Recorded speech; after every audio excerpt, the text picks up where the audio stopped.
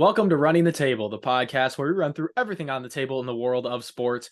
And week 3 of the NFL season is in the books. So like we always do, like we did for weeks 1 and 2, we're going to run through every single game and recap what you may have seen or missed throughout the week. So Tim, are you ready to go? A lot to cover. Let's run it. There is a lot to cover, starting, of course, with the Thursday night game, the Giants and the 49ers. It was a bloodbath, especially towards the end, because the 49ers pulled away and won 30-12. The Niners just seem unstoppable, and the Giants just don't look very good. But I kind of want to talk about the positives with the 49ers first. Brock Purdy had himself yet another good game, 25 of 37, 310 yards, and 2 touchdowns. Christian McCaffrey found the end zone again, and Deebo Samuel reminded us that he is indeed Deebo Samuel. 129 yards receiving and a touchdown. George Kittle also had a really good day with 90 yards receiving. The 49ers just seem to be clicking on all cylinders. They can do no wrong right now. They are 3-0, and they're looked to continue their winning ways. Yeah, I think the highlights for the 49ers in this one is you finally have a game where Brock Purdy actually slings it quite a bit. We've seen him in these first couple of weeks. Like, he's been playing super solid. He's done everything they need him to do, but he hasn't really been like throwing for massive yardage. Here you finally see him clips 300 yards. And obviously great for them to finally get Kittle back involved in the passing game. Because, I mean, obviously we know how much of a force he is in the other aspects of the game. But for receiving, he has been quiet for the recent past. But they got him going. They got Deebo going again. All things, like you said, all things are clicking for them. They, as long as they can keep McCaffrey healthy, he's continued to be, a solid force in that offense, both in his role in the receiving game and just he's been running the ball really, really well. And their defense is still their defense. The Giants, they got a lot to figure out.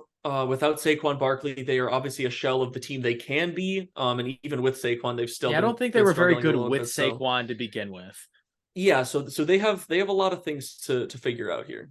Yeah, and I mean, the 49ers next week, they're going to have a pretty easy game against the Cardinals, although the Cardinals did shock the Cowboys. More on that later. I don't know what to expect about the Cardinals anymore. Anything can happen. The Giants, on the other hand, play the Seahawks on Monday Night Football. That'll be another challenging game for them. But now we're going to move on to the game that everybody has been waiting for. The Jordan Love Legacy game. Everybody's been waiting for this game. Everybody has been waiting. I've been jonesing to talk about this. Yeah, only me. Well, you know what? That's the only opinion that really matters here, all right? And Jordan Love is officially I'm a part Himmy. Of this podcast too. Yeah, you are, but like, you can't deny that Jordan Love is Himmy. Oh, I can't deny that their comeback was very impressive. And the fact for them to come back from 17-0 in the fourth quarter, and just in general for the team to have the composure, for Jordan Love to have the composure to do what it takes down the stretch. Professionalism and composure. Truly. I mean, truly, he did. Obviously, the first 3 quarters were not that pretty, but I think the most important thing to me for the Packers. Well, to me, the most important thing for the Packers and what to take from this game is, you and I talked about this before the game. They're decimated with injuries going into this game. And the fact that they still found a way to win that game against a Saints team that has not been bad, the only thing that contributes to essentially why the Packers may have been able to come back to the game is losing Derek Carr. Jameis Winston did not look good when he came in. Again, it's not something that you can say, oh, like that's the reason, because you never know either way. Derek Carr could have played the exact same way. But I think that certainly made a difference on the way that the Saints played. It definitely at least a little bit of a swing in momentum. But regardless, the Packers really did what they needed to do down the stretch. And with not a lot of their starting guys, especially you talk about that receiving core. Yeah, a few things about this game. First of all, I'm going to mention the first 3 quarters. Absolutely not pretty. I will say, not having your 5 best players, not just that's what I'm saying. Not that just like a lot. Offensive, just overall players. Aaron Jones, Christian Watson, David Bakhtiari, Elgton Jenkins, and Jair Alexander all were out the entire game, and Devondre Campbell missed a large portion of the game. So those are many impact players out. So you have a squad of second-year guys, rookies, and practice squad players trying to play an NFL game. And it showed. They looked terrible through 3 quarters. Totally undisciplined, totally sloppy, over 100 penalty yards throughout the game. There's absolutely no excuse for it. You should be better. And on the other hand, though, Rashawn Gary looked excellent with his 3 sacks. And yes, it's unfortunate that Derek Carr got hurt. He sprained his AC joint. It's not going to be as serious as people think. It was originally they're calling him week to week, I believe. week. So Yeah, he so they're probably even won't saying play. there is the possibility. They're not willing to rule him out yet. But I don't think he's going to play against the Bucs. I don't think there's any reason to, because at the end of the day, like, they're still not in a bad position at 2-1. Even if you call this, they can win that game with Jameis Winston. It's less likely, but is it also? It's more of, is it that much less likely than playing Tim, they with stopped an running the ball. Carr?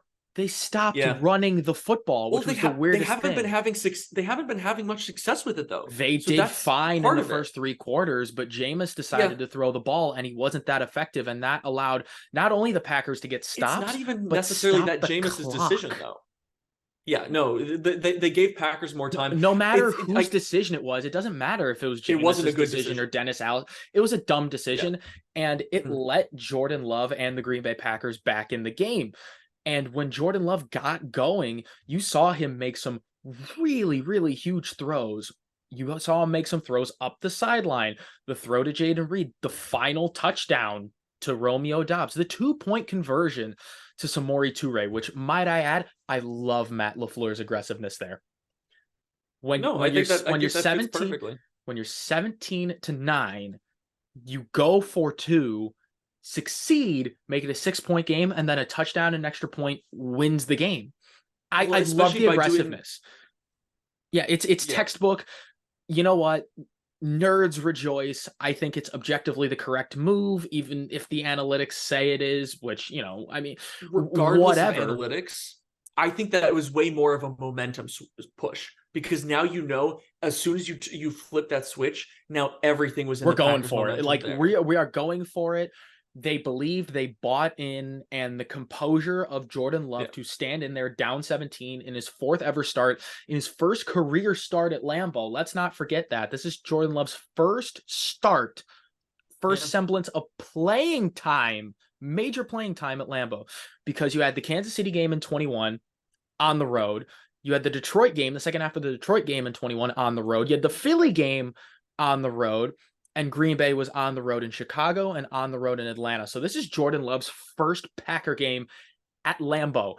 And he set the record, the franchise record, for largest 4th quarter comeback in the entire 100-plus year history of the Green Bay Packers. Favre didn't do it. Wow. Rodgers didn't do it. I can count on one. With all of that being said, I don't mind that the completion percentage is low. Quite frankly, you can kiss my ass. I care about winning football, and Jordan Love got the job at the done. End of the, I don't care. At the end of the day, who cares about the stat line if you're ahead? He looks good. At the final He's a whistle. leader. He's making the throws. He's making plays with his legs. He looks poised. In year 1, you just kind of want to see potential and flashes that he can be the guy. And you know what? I've been telling you, I've been trying to warn you all about Jordan Love. I tried to tell you that he was the truth. I bought the jersey, Tim. I'm tipping over. Believe me, I know you did. I've heard it far more than almost anyone else has. Bought this thing last November after the Philly game because I told y'all he was going to be the truth. And I don't care if I'm doing a victory lap right now. Jordan Love should have earned everybody's goddamn respect. I'm gonna have to hear a lot of these damn victory laps, aren't I? Yes, you are. Because now everybody can shut up about it. Jordan Love is himmy. Okay, is there anything else from this game that we need to cover? At the end of the day, I think the Saints.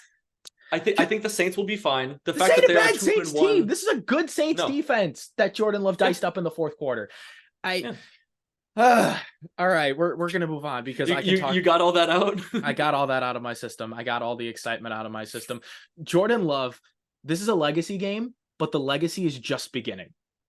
It's just beginning. I mean, it's hard to call a legacy after 4 or 5 games, but that's what you're saying. It's just beginning. It's the start. So, and you're gonna watch this guy soar. So, the Green Bay Packers. I'll leave that to you. Green Bay Packers will host the Detroit Lions, another tough test, and they will be shorthanded. They will not have David Bakhtiari. They will not have Elgton Jenkins. And they will not have Devondre Campbell for the game. So it should be a very fun Thursday night matchup. And on the other hand, the Saints have a divisional game against the Tampa Bay Buccaneers. Derek Carr not expected to play, so it's Jabu wins, baby. We'll see what he's got cooking. we'll see if LASIK Jameis comes out or 30 tud 30 pick Jameis, but we got to move on. You never know with him. When one end of the spectrum there is elation, there is absolute pain, because after we talk about Green Bay, per usual, we talk about the Chicago Bears, and I don't think there has been a worse week than the Chicago Bears have had. Tim, I'm just going to let you chug your beer. You deserve it, my man. Talk about it. For what the Bears have been through. And also, it's funny, Bears fans, big alcoholics. It's really sad. Bottom of the league, man. Because whether you want to talk about the hype that the Bears fans were saying this season, Justin Fields MVP, all these new additions, it's going to be great. It's going to be fantastic, to flopping against Green Bay and then going to Kansas City, whether like Alan Williams, that wasn't going to end well. Alan Williams, his situation, and getting $100,000 of equipment stolen from the dump that is Soldier Field, and Justin Fields looking worse and worse and worse, and Bears fans turning on him and torching him and lighting him on fire, and the Kansas City Chiefs in the third quarter with Taylor Swift in attendance, cheering on her guy, Travis Kelce, 41-0 in the third quarter. I mean, did we expect anything less? I mean, it's so bad for the Chicago Bears. I'm going to jump a little bit forward to next week. The Denver Broncos, who are the laughingstock of this week, lost by 50 points, play the Chicago Bears, and are they're 3.5 point favorites. I know, it's awful. But I mean, here's the thing: when you've seen what the Broncos have done in these first 3 games, and you've seen what the Bears have done in these first 3 games, you can't blame them for putting them as the favorites. They've done more in their first 3 games than the Bears have. I think for me personally, what is the most disappointing is not the hype, is not the the poor performances versus expectations, not the expectations versus reality. It's been the direction of the organization, because the whole thing for Bears fans, regardless of what you thought about Fields and, the fact, cool, we made, some big moves, trading for DJ Moore, all that, this new organization, this new leadership was supposed to be the big change, to change what was holding the Bears back. It was always, it's the management, it's the GM, it's the head coach, it's all that stuff. It's Poles, it's Eberflus, it's the McCaskies at the top. It is now from you have the new guys and down. But it's I did see something, new, Tim, it's that the new guys, but I think but it's the same shit. I think it's worth noting, right? Typically in a rebuild, right, you have your owner, and then you hire your president, and then you hire your GM, and then you hire your head coach, and then you find your quarterback. The Bears did that backwards. They got Justin Fields, then they hired Eberflus, then they hired Poles, and then they found a new team president. I'm forgetting his name. Bears fans, please help me out. But then again, I really don't ask care. Me. I don't care. Then again, even as a Bears fan, I don't care. The point is, they did it backwards. So the higher ups aren't actually the guy below him, not actually his guy. And I think that is just the weirdest thing. And Tim, one more thing. Clearly it hasn't worked. Yeah. One more thing before we move on. Yeah. There are some Bears fans calling for Justin Fields to be benched in favor of Tyson Bagent. What are your thoughts? I think my thoughts on that is that it's a possibility for later on in the season if you want to just see what happens. But 3 games into the season, with a healthy Justin Fields, there's no reason to pull that plug yet. Because if you're losing games with Fields, okay, either you're already heading towards the bottom of the league, or you want to see whether or not he has the chance to do something. So I agree with him in the fact that is a possibility to happen. I don't think that should happen yet. If we reach a point where it is just that, the lowest of the lows, then sure, see what Badgett can do. And just throw him out there, see what happens. But for these games, it's I think you've got to, at this point, you know what it is? If they're looking to get rid of Justin Fields, you got to let him try to show something to boost his draft stock. Because right now he's just making his draft stock, to not boost draft stock, his trade stock. Capital. Yes, trade capital. Yeah, you want more capital. He has to boost his stock, because if you're looking to trade him, but right now, if you bench him and let him show nothing else, here's what a are little, you going to get back? Here's a little trade proposal: Justin Fields for some draft capital for Zach Wilson. Give both guys a fresh start. Oh God. But here's the thing. Don't do that to me. No, here's the thing, Tim. If you get Zach Wilson, it makes like the Jets I can fix Justin Field, like I can fix him. Of saying we have a different guy that has more potential, and then because Zach Wilson sucks, you can very much move off him. But how much draft capital does the Jets have to give up now? Like a third and a fifth, like not that much. You can ask for a day 2 pick and be fine. Well, think about it. Yeah. They don't have their first to offer, and they don't have their second to offer, because they're both going to us. Now I understand Aaron Rodgers isn't going to fulfill the 75%, but because the Jets offered it, it's technically not on the table. So listen, not my rule. The Jets just don't have their first round pick available to them. So Wilson, a third and a fifth.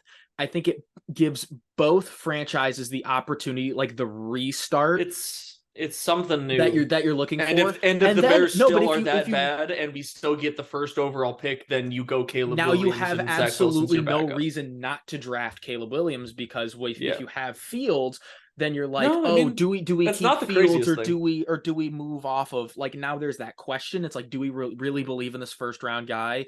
That's our guy, or can we just like push Zach Wilson out the door and go, hey, Caleb Williams, now there's really no reason not to draft a new guy. So, you say don't do that to you, but like, is it really the worst? It just feels wrong to say that the Bears could trade away Justin Fields for a new era with Zach Wilson, because that concept sounds so wrong. It'd be for 8 games, But I think this is definitely a conversation to revisit midway or later through the season and see where the Bears are at. And I got your gears turning though, didn't I? I got. No, once you think about it a little bit more, if they're already looking to move on, that would not be the craziest thing to get some additional draft capital, have someone else, and say if Zach Wilson's all of a sudden does insane on the Bears, then okay. But okay, well, first of all, that's not going to happen. I don't know if I see it happen. Second of all, it just makes me very happy to be like, oh, well, you know what else that means? That means Justin Fields goes to the Jets to get mentored by Aaron Rodgers. Oh my God, that would be so beautiful. What a time that would be. And it would give me a reason to imagine if we predict that right here, right now. Dude, it's not a book it moment, but like, it's a crazy hypothetical that I could see happen. Listen, me in particular, you called me crazy for this. I said the Vikings were going to suck. I got to give that to you right now. I mean, they've been in close games in every single one. They haven't gotten blown out. No, they suck. They are not a good football team. It's just the fact that they're losing close games again. Yeah, that just like drives. That's what it comes down to. But it's hilarious to me. It's hilarious because of that. But we'll get to those. Yeah, more on that to later. Being a Bears fan. Woohoo! We got a lot of other games to go through, so let's waste no time. Next up, the Tennessee Titans being soundly beat by the Cleveland Browns in the dog pound. We saw the somewhat resurgence of Deshaun Watson. I'm going to say somewhat, because although the line looks really good, 27-33, 289, 2 tuds, he did have a play where he tried to find Elijah Moore, so he just kind of went, and then threw it back. That was horrific. I don't know what he was thinking. Which is he's getting paid $240 million, so I guess he could do whatever he wants, but any other schmuck, that's just a cut. Threw the ball 7 yards straight backwards. Yeah, that's a cuttable offense. I don't know. I mean, but the big story, I think, was the lack of running room for Derrick Henry. 11 carries, 20 yards. Arguably some of the most inefficient running we've seen from him. So I give a lot of credit to the Browns defense. Yeah, I think it's more of a byproduct of the Browns defense coming prepared and knowing that Ryan Tannehill sucks and can't throw the ball, which that's another time for a QB change. I think they may be thinking if things don't get better in Tennessee. We might see Will Levis by Oh, mid-season, God, which is a why? wild thought. Yeah, no, that is an absolute wild thought. And they also still have Malik Willis. So, I mean, there's Yeah, also. but they've given Malik Willis a couple of chances and he hasn't looked great. I feel like they have to give Will Levis some game shots first to see what he I does guess. before they start trying to put Malik Willis back in, I think. Either I don't way, know. I could be I wrong. mean, the Titans looked absolutely terrible. The Browns were clearly the better team, and it showed. The Browns advanced to 2-1, and they play host to division rival Baltimore. The Titans at 1-2, they play at home against the Cincinnati Bengals. Myles Garrett owned that offensive line, by the way. Just want to make that known. 3.5 sacks. Oh, absolutely. Myles Garrett, top 5 defensive player in the NFL. I know some Cleveland Browns fans who surely think so. And that is that's not something I'm going to dispute when they sent 2 tight ends in motion just to cover Myles Garrett. He's just running back and forth. That was goddamn impressive. In Detroit, they also thumped the Atlanta Falcons pretty handily, 20-6. The main story there, Sam Laporta has officially arrived. 8 receptions on 11 targets, 84 yards and a touchdown. The guy's a stud. Iowa tight ends, I'm just not sure what it is, but they find a way to produce really like tight end U in the 2010s. Absolutely. The 2000s tight end U is the Miami Hurricanes. Don't get that twisted, but like in the 10s and 20s, tight end U is it's been Iowa. For sure. It is Iowa. Part of it I'm willing to believe, though, is the fact that the Lions already had a good offensive scheme to utilize their tight end well. With having Hawkinson for those couple of years, they knew how to use their tight end well. And because Laporta still has, that level around that level of skill, it was literally just replace him, put him into those exact same situations, and he is thriving. Maybe not quite to the level that Hawkinson was, but pretty darn close. And I think he's another guy that will continue to get better and better. He may not always have, the massive stat line or the solid stat line that he has this week, but he's always going to have a big effect in those games.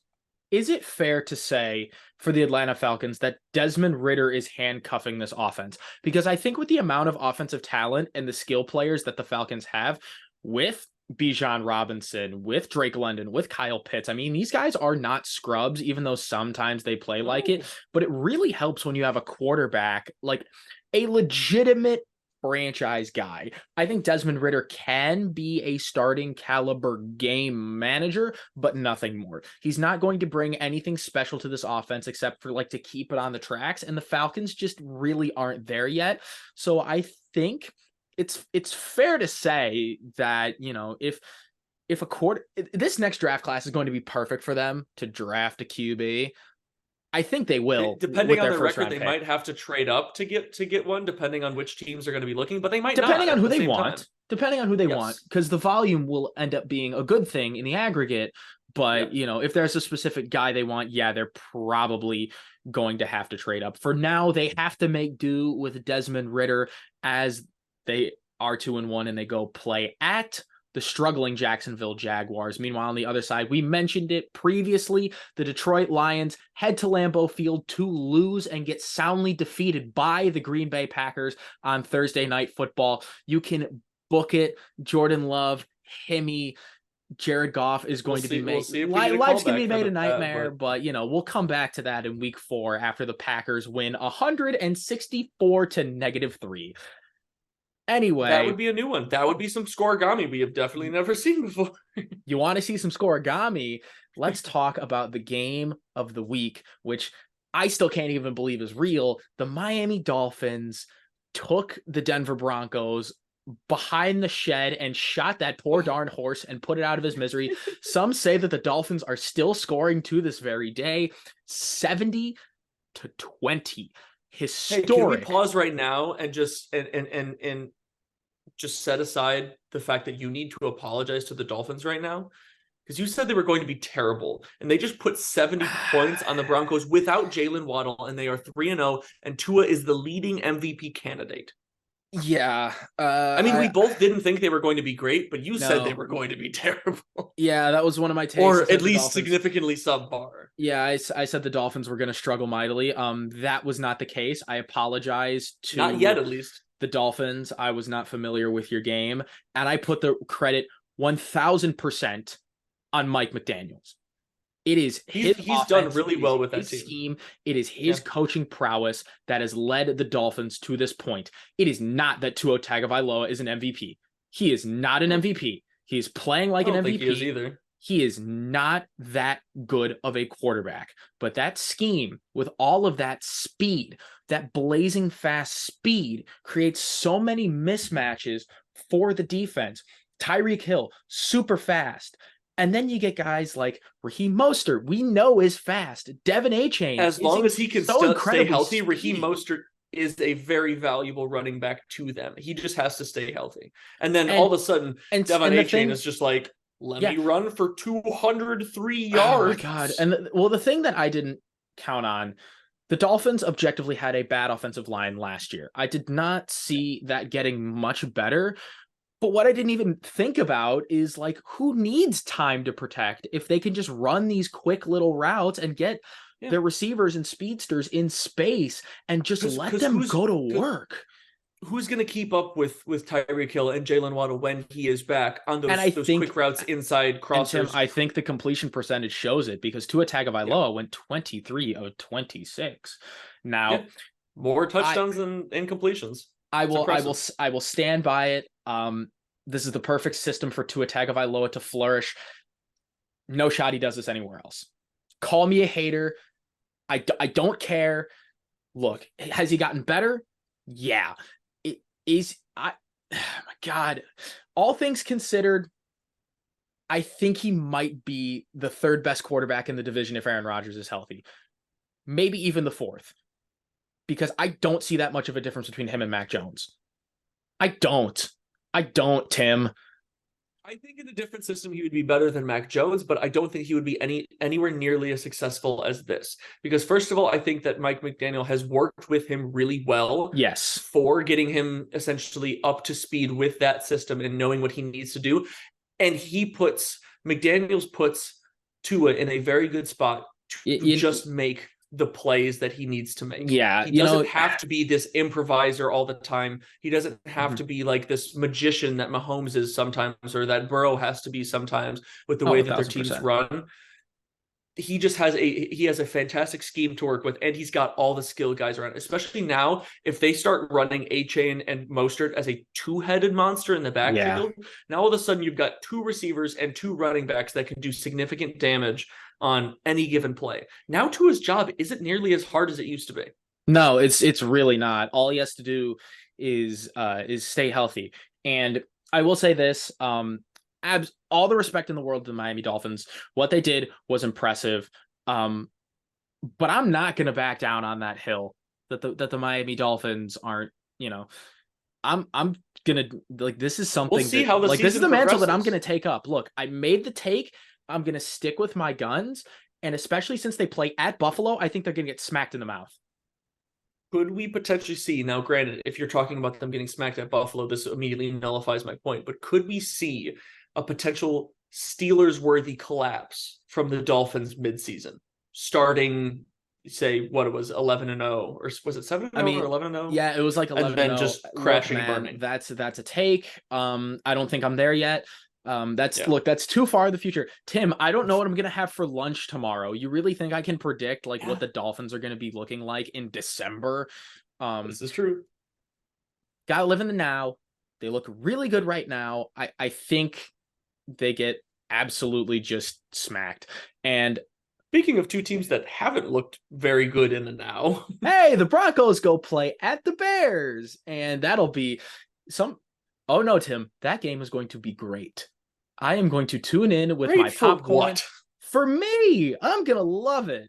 Not great for football, that's for damn sure. Well, screw football. I'm going to have my popcorn and a beer, and I'm going to love every single second of it. So the next game we have to cover is the Chargers and the Vikings, and somebody had to win this game, and the Chargers ended up winning. Where was the defense? I have absolutely no idea. Both teams had every chance to win this game. It seemed like both teams were trying to lose actively, but the Vikings are just a bit better at losing than the Chargers are, which is kind of hard to believe. But the Vikings had the chance at the goal line to score the go-ahead touchdown, and the ball goes right through Hawkinson's hands, and it gets picked off. You know what? I feel zero sympathy for the Minnesota Vikings. You stink. You're bad. Yeah. You're terrible. Roll out the What it comes tanks. down to is Trade what I Justin think Jefferson. Free him from this hell that you've. they certainly won't be doing that. I can assure you that. No, I understand that I they're more going to feel give bad for Justin Kirk Jefferson all of Cousins the monies. because Yeah. Kirk Cousins in these first 3 games has played very good football. Yeah, He Kirk just is isn't lit it getting up. any help. I mean, Well, he throws for 367 yards. First of all, they ask him to throw the ball 50 times. every I mean, game. the one interception really game. wasn't really his fault, as you pointed out, of the fact Nah. it's just bouncing off the wrong way.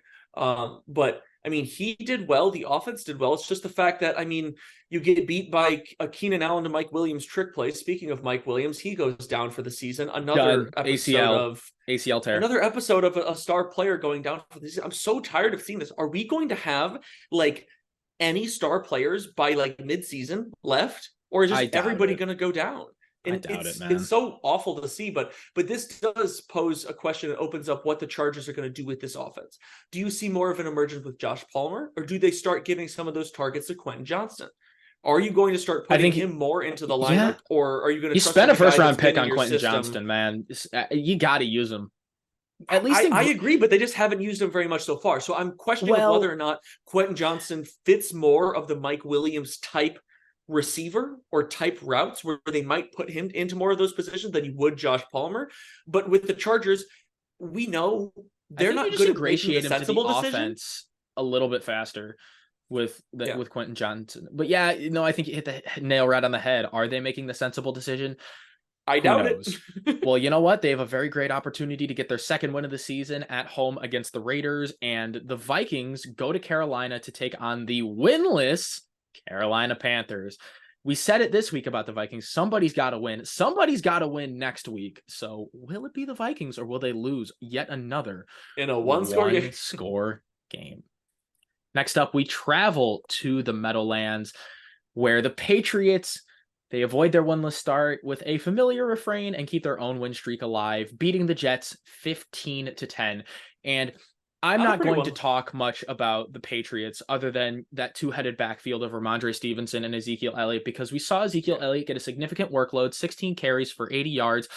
Good for him. But quite frankly, I don't really care. What has this season become for the Jets? That team is about to implode in on itself because Saleh has committed to Zach Wilson to be his quarterback. There aren't many people that like it. Jets fans are losing their teeth because Zach Wilson is so bad. Like, this is reaching DEFCON 1 levels of hitting the panic button. This was the dream season that went horribly wrong. And we already floated Fields to the Jets. I mean, could they trade for Kirk Cousins and get him the hell out of Minnesota? Because that would be an interesting trade scenario. What they'd have to give up, I think, is a little less concrete than what they do for Fields. I think that's just a poor quarterback swap plus a little bit of draft capital sent the Bears' way. With Cousins, you have to give up a lot more. Yeah, it's gonna. But if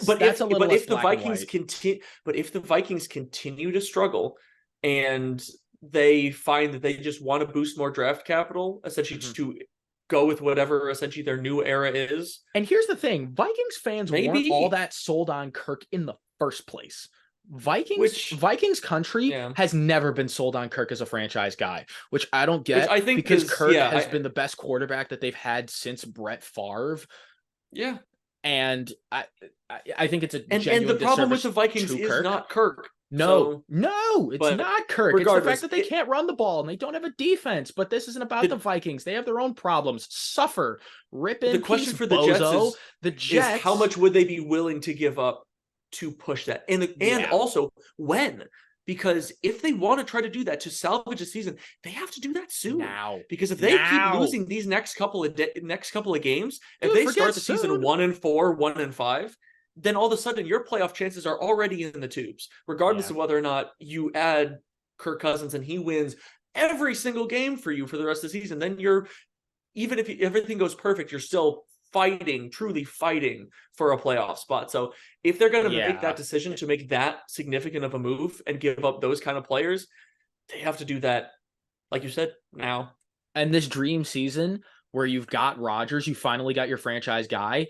is going to come crumbling around you. And guess what? The task doesn't get any easier because the Jets were put on primetime football at home against the Chiefs. It's going to be the Broncos of last year all over again. Everybody thought the Broncos were going to be good, and then they put them on all the primetime games, and now and all it's the not even primetime because games Aaron suck. Rodgers sucks. It's because Aaron Rodgers is just hurt. hurt.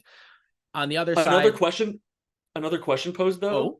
Oh. If you make the move for Kirk Cousins, what happens next year? Rodgers intends to come back. Then you let Cousins walk. I guess that's true. Is he on his last year of his deal? I believe so. Yeah. Okay, I think you just would let Cousins walk. That'd be a lot to give up to let him walk, though. But again, if you're playing this year as the year, then if you're that desperate, because like Rodgers is going to be 40. You don't have time left. You can't just punt it down a year and go, oh yeah, we're gonna fine. No, it's not fine. You got to do something.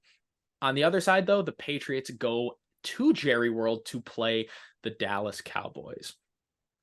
Next, we're going to take a trip to Landover, Maryland, to talk about how the Washington Commanders absolutely got creamed by the Buffalo Bills. We thought this was going to be a Bills win, but my God, 37-3? Are you kidding me, Washington? Certainly didn't think 21 fourth quarter points for the Bills. No, it was already not looking great. Not. No, and then you give them 21 in the fourth. Oh boy. Yeah, fluky 2-0 Commanders start right there. Come back down to earth. Come back down to reality with the rest of us, because Sam Howell interceptions. Oh my goodness. Meal for Sam Howell. 19 of 29, 170 yards, 0 tuds, and this many picks. Count them. 1, 2, 3, 4. That is the only bright spot for the Commanders that game is Brian Robinson for 10 carries, 70 yards. Great game. But guess what? They couldn't find the end zone because you need your quarterback to do that. Yeah, and you need your quarterback to throw less picks than your offense scores points. That's embarrassing. I'm not gonna lie. And you know what? The Bills do Bills things. They're a good football team. Plain and simple. Just rolled it on over. Like we mentioned previously, they're going to go play the Miami Dolphins, and the Washington Commanders will fall to 2-2 when they go to Philadelphia to play the Eagles. Is that one a hot take for you, Tim? Really? Yeah, I'm glad we can get on the same page with that one. In a much more shocking game where a team put up 37 points, wow, did the Texans wake up? 37-17. Hi, CJ Stroud. Welcome. Yeah, welcome to the NFL on the road against Jacksonville and Trevor Lawrence. Clearly outplayed. And hats off to you. Did you think that the Texans were ever going to do this at any point in the season? Certainly not beat a team with the likes and talent of the Jaguars, and certainly not away, and certainly not in such convincing fashion. So that's a whole 3 for right there in terms of what this win actually was. For not only for CJ Stroud to look as good as he did, but for the Texans defense to limit the Jaguars as much as they did in hostile territory. That was very impressive to me. Are we just dishing out apologies left and right? Because, I mean, CJ Stroud is a football player. He's not a test taker. Whatever you think you know, you don't. That's what it comes down to, except if it's the Vikings. Right. Of course, the Vikings are terrible. Listen, I don't care. I will make fun of the Vikings as much as I will make fun of the Bears. I know you will, and I'm not going to stop you. No, you darn right I won't, because they deserve it. Oh, those purple people from hell. Anyway, back to Houston and Jacksonville. Andrew Beck, the fullback, kick return touchdown. Yeah. How about that? That was pretty cool. That was a fun one. Now people will shut up about Dan Connolly, the offensive guard, rumbling for like 70 yards against the Packers. That's really cool, because now we have Andrew Beck. Either way, fantastic win for the Texans. We have to give them all the credit in the world. And Jacksonville just needs to pick it up a little bit, because for as high as expectations that we collectively had for them, they are not living up to them.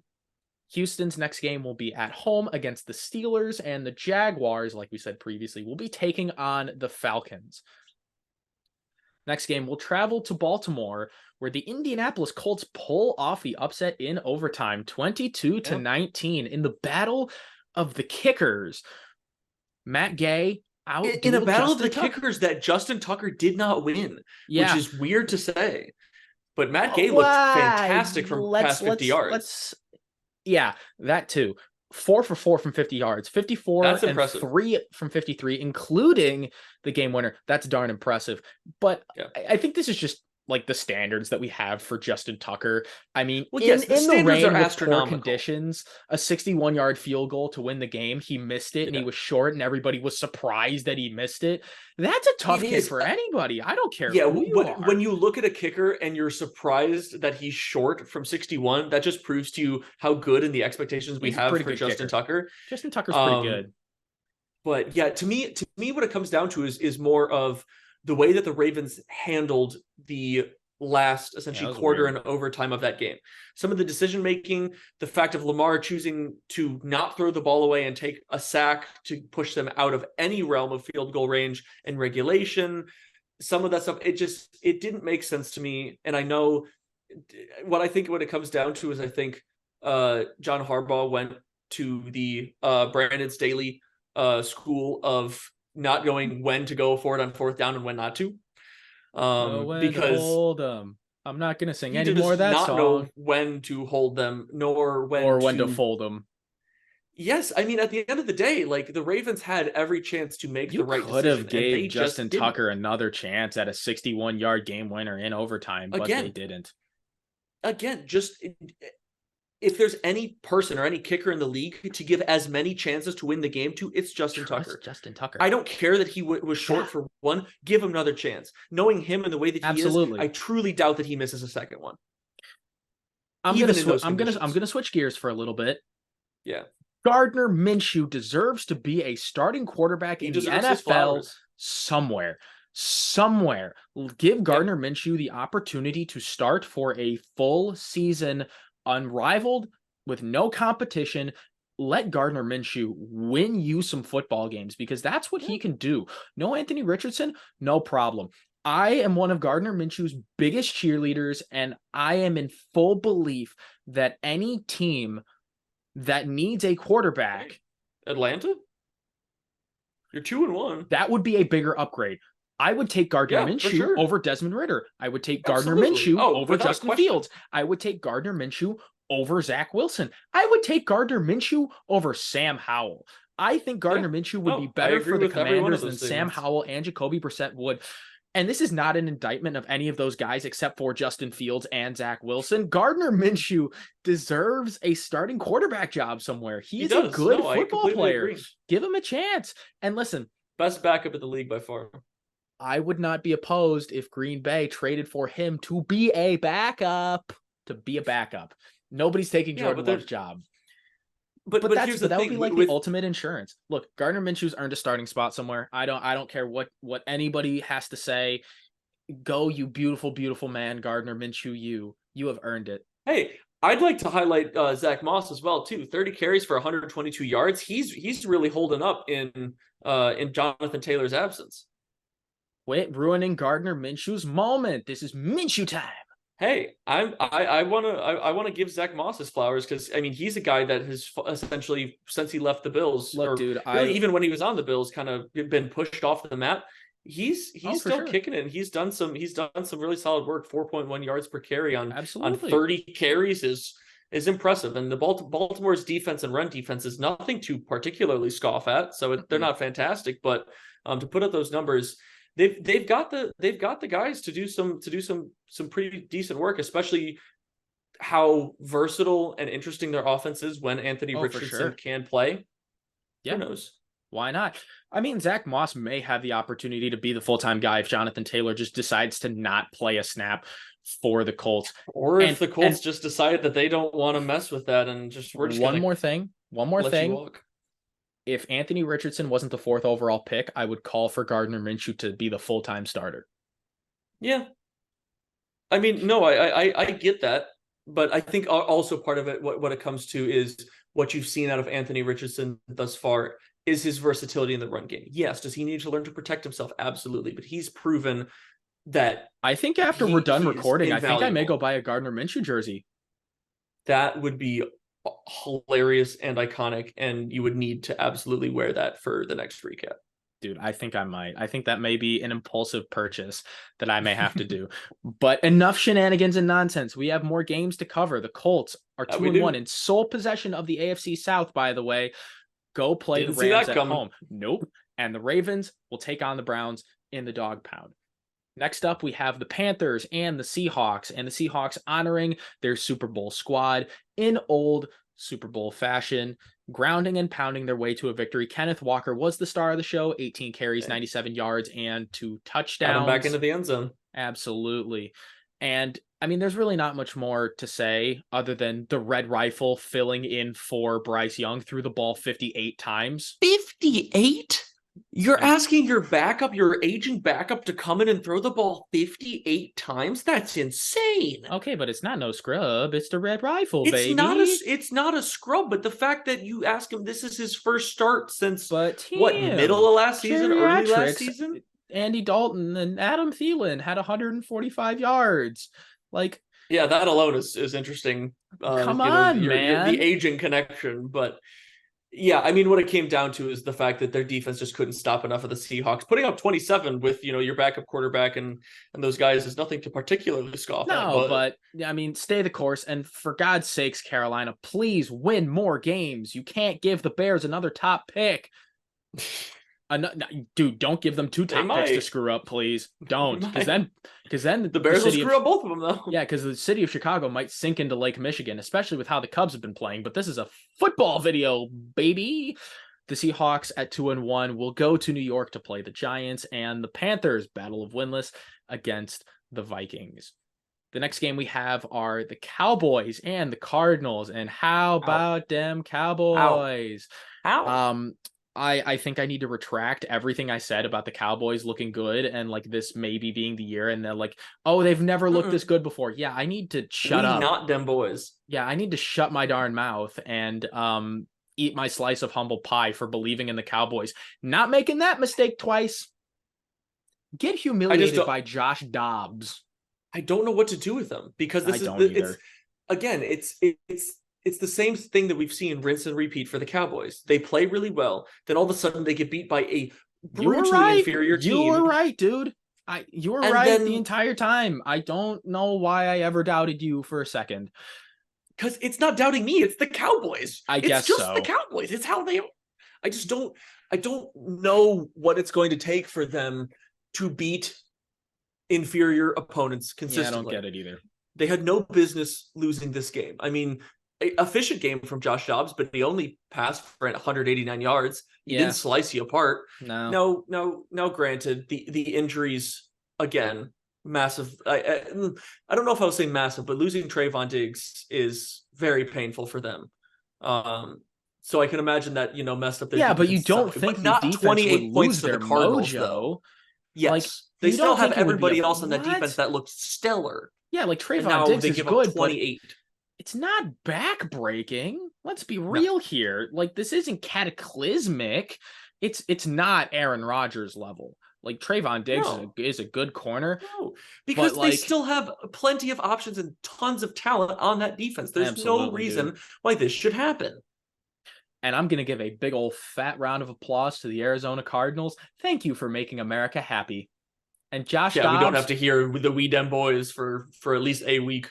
And Josh Dobbs, you are that guy. Keep playing like you're a starter, even though you have the talent level of a backup. Keep being that dog who thinks he's a cat. You do the thing, Josh Dobbs, and I'm going to stand behind you. Let him do his thing while he's got the chance. And you know what? Hopefully they'll go into San Francisco and play the spoiler once again. Probably if they do that, wow. Yeah. And what an adventure that would be, because Kyler Murray, who on the other side, the Dallas Cowboys get to face Ezekiel Elliott and the New England Patriots back in Jerry's World. Ezekiel Elliott revenge game? Who knows? We'll take a trip to the Sunday night slate where the Pittsburgh Steelers barely held on against the Las Vegas Raiders 23-18. Neither team looked particularly impressive except for Devontae Adams, who I have some words for, a personal message for you 1-7 later on. But let's talk about how Jimmy Garoppolo did Jimmy Garoppolo things. We don't really expect him to be the world-beating quarterback. No. I think he was just Jimmy in this game. He threw the ball 44 times, 324 yards, and he threw 3 passes to the other team, and a game that should not have been that close was. I mean, leave it to Jimmy G to keep them in the game, but not win them the game. You know what I mean? That's the problem. I feel like with the Raiders, they will not win because of Jimmy G. Jimmy G will put them in a situation where they have the opportunity to, but if they win, it's not because of him. It's either because their defense comes up clutch, or for them, the reason why they've lost 2 games this far, they haven't gotten Josh Jacobs going. Now, Tim, you talk for a minute. Talk for a minute. I'm gonna go do something really quick. You keep talking. I'll be right back. You do that. I don't understand right now with what we're seeing from the Raiders in terms of Josh Jacobs seemed like a world beater last year in terms of his overall talent at the running back position. The thing that I was looking for is in another place. But for Josh Jacobs, he has been so mediocre thus far. And now at least they finally get Davante Adams going and, 172 yards, 2 touchdowns. Fantastic. But you need to start putting more than one of these pieces together in a given game. Okay. Are you done? Yeah, I have the thing. I have a message for take the floor for Sir Davante Adams. Listen, Tay, we love you. The grass isn't always greener on the other side, so I have a proposition for you. You can make everything right again. All you have to do is come on home. Come on home, Davante. Make it right. Yeah. Ask for a trade. But how would he do that? Back to Green Bay. Green Bay would have to give up a lot. Not nearly as much as they paid. Yeah, because of the contract.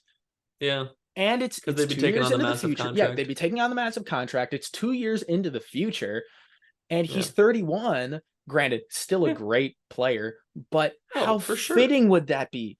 Davante, we love you. We miss you. Come on home and help Green Bay win another Super Bowl. You couldn't do it with Aaron, so come do it with the second coming. J Love needs that bona fide superstar number 1 receiver. And granted, we have like a few of those guys already, but like, why not add not bona fide number 1s? Christian Watson. Christian Watson hasn't even seen the field. Yeah, but like he's also Himmy and also Romeo Dobbs. Are you kidding me? Guy's just a dog. Like, Green Bay is talent. Dobbs. How about that? Yeah, and what's your point? No, that's neither here nor there. Davante, come on home. We miss you. All right, all will be forgiven. That is my message. 1-7. Hey, don the green and gold.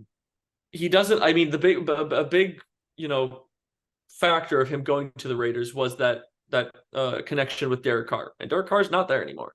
So, I can't imagine he is really enjoying Vegas all that much. So I'm not going to say that's the craziest thing, but I wouldn't bet on it. Look, dude, Davante Adams and Jordan Love have been teammates before. Yeah, they have. So technically they would be reuniting that pair, not on the field, but like in the locker room and all of the other stuff. Yeah. So... yeah. That's just my pitch to Davante Adams. If anybody wants to send this message forward to Davante, feel free. Davante, come back home, baby. We have talked about a lot of football, but we have more football to talk about. 2 more games, both Monday night football games. The first one at Tampa Bay, the Philadelphia Eagles winning 25-11. The Buccaneers, it wasn't going to last forever. But the Eagles certainly did their thing, although it wasn't the prettiest in the world. Jalen Hurts 2 interceptions from Jalen Hurts. Yeah.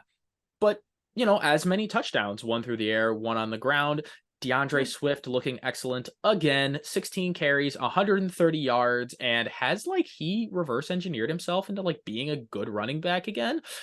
And especially for the price that the Eagles got him for. What a discount, essentially for free. Yeah, and that's what's crazy to me. I think what it comes down to is DeAndre Swift for the Lions was obviously solid, but the situation, the Lions as a team weren't really in the position to use DeAndre Swift to DeAndre Swift's best abilities. And, they did sort of the on and off stuff with, Jamal Williams when they had him, so on and so forth. But Philadelphia, he has the opportunity to be the number one in a team that loves running the ball and has a great offensive line. Yeah. So they give him the opportunity. I mean, they only gave him 16 carries, but he sure as heck made the most of those 16 carries. And while the offensive line is still good, he will continue to thrive. And all that does is open up the options for Jalen Hurts. So realistically, I think it was the smartest move that the Eagles could make. When I saw it, I was like, but all of a sudden now you're seeing what DeAndre Swift can be when you give him how smart we are. Gaps and holes. Yeah. I mean, welcome to us and all of our freezing cold takes that we make. But hey, we got a few good ones in there. At the end of the day, what we've talked about since the beginning of the season, Eagles, 49ers, cream of the crop of the NFC, that has been shown at 3-0 apiece for both of them. Even when the Eagles don't play their best game, they still hold the Buccaneers to 11. They still win by 14. They still put up 25. Like, they're going to do what they're going to do. It's going to take a team really messing them up. And the fact that you could say really messing them up is more than getting Jalen Hurts to throw 2 interceptions says something. But they look really solid. And the Buccaneers, I mean, great for them to start the year 2-0. We knew it wasn't really going to last. Baker Mayfield kind of comes down to earth a little bit.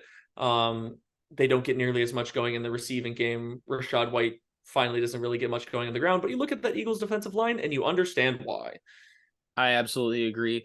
I want to talk about Mike Evans, though. Either trade the man or pay the man. Should I buy my Mike Evans Green Bay Packer jersey? I think I just may. I mean, hey, customize a Green Bay Packers jersey. Why? They're going to trade for Mike Evans right after they trade for Devontae Adams. They're going to assemble an absolute super team around Jordan Love. And they're going to have no draft picks for the next 7 years. Well, you know what? That's how the Rams won a Super Bowl. And if I need to sell my draft pick soul to win a Super Bowl, God damn it, I'll do it. I'm tired of postseason disappointment, Tim. I want a Lombardi. All right? Yeah. Hey, at least you make it to the postseason. Yeah, that's true, I guess. We're talking about the Eagles here. The Eagles will have no problem making it to the postseason. No, they might absolutely not have much of a problem making it to the NFC Championship. They shouldn't. No. I mean, they certainly a long time from have... now, and a lot can happen before then. Yeah, that's also true. So, never say never. The Eagles at 3-0 have an opportunity to advance to 4-0 against the Commanders, and they will. As we said, they will. As we said. And the Bucs and the Saints, a 2-1 matchup, which is a rather unlikely 2-1 matchup, especially now you're talking number 1 draft pick Heisman winners going at it between Baker and Jameis. Yeah. It'll be a fun matchup isn't to it? watch. Oh, that'll be fun. Yeah. Oh, geez. Who would have thunk it? Hey, revenge game for Jameis against the Bucs. Yeah. He'll do what he does. What he does, no one knows, but he'll do it. He will do it. He might tear his MCL and come out dancing in crutches. But that's just Jameis, baby. The final game of the Week 3 slate, the Rams and the Bengals, a Super Bowl rematch from a few years ago. The Bengals finally get in the win column with a 19-16 victory, and they finally get Jamar Chase going. Fantasy managers and they rejoice. Get Joe Burrow out of a game without being hurt in some way, shape, or form. That too.